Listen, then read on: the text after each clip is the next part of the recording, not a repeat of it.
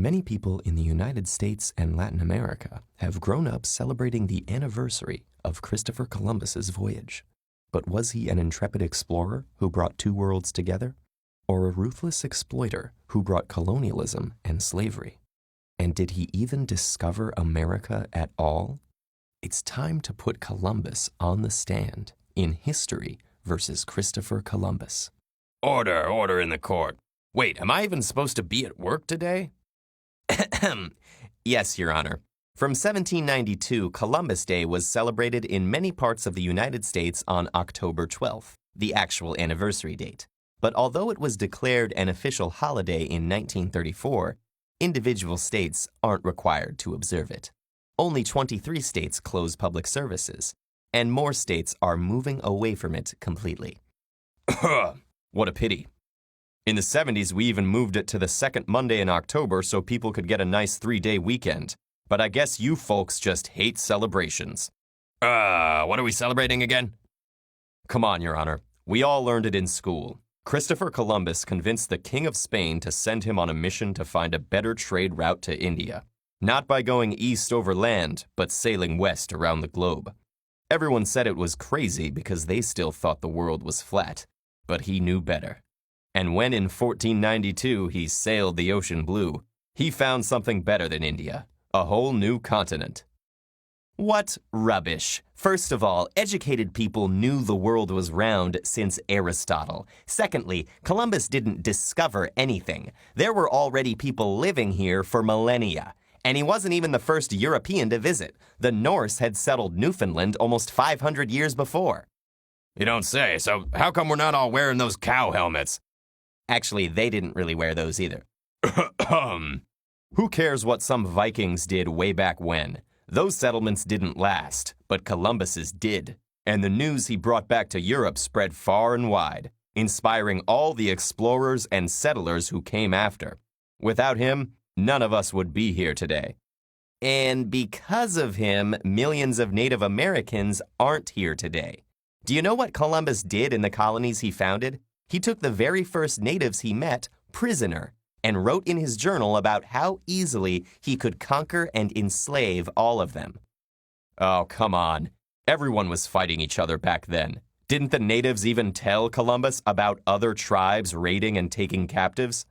Yes, but tribal warfare was sporadic and limited. It certainly didn't wipe out 90% of the population. Why is celebrating this Columbus so important to you anyway? Your Honor, Columbus's voyage was an inspiration to struggling people all across Europe, symbolizing freedom and new beginnings. And his discovery gave our grandparents and great-grandparents the chance to come here and build better lives for their children. Don't we deserve a hero to remind everyone that our country was built on the struggles of immigrants? And what about the struggles of Native Americans who were nearly wiped out and forced into reservations, and whose descendants still suffer from poverty and discrimination? How can you make a hero out of a man who caused so much suffering? That's history. You can't judge a guy in the 15th century by modern standards. People back then even thought spreading Christianity and civilization across the world was a moral duty. Actually, he was pretty bad even by old standards. While governing Hispaniola, he tortured and mutilated natives who didn't bring him enough gold, and sold girls as young as 9 into sexual slavery.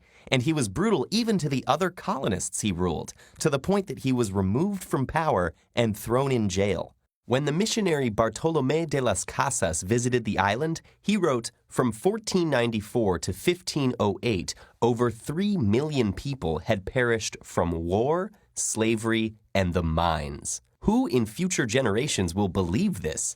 Well, I'm not sure I believe those numbers. Say, aren't there other ways the holiday is celebrated? In some Latin American countries, they celebrate the same date under different names, such as Dia de la Raza. In these places, it's more a celebration of the native and mixed cultures that survived through the colonial period. Some places in the U.S. have also renamed the holiday as Native American Day or Indigenous Peoples Day, and changed the celebrations accordingly. So why not just change the name if it's such a problem? Because it's tradition. Ordinary people need their heroes and their founding myths. Can't we just keep celebrating the way we've been doing for a century without having to delve into all this serious research? It's not like anyone is actually celebrating genocide. Traditions change, and the way we choose to keep them alive says a lot about our values. Well, it looks like giving tired judges a day off isn't one of those values anyway. Traditions and holidays are important to all cultures, but a hero in one era may become a villain in the next as our historical knowledge expands and our values evolve. And deciding what these traditions should mean today is a major part of putting history on trial.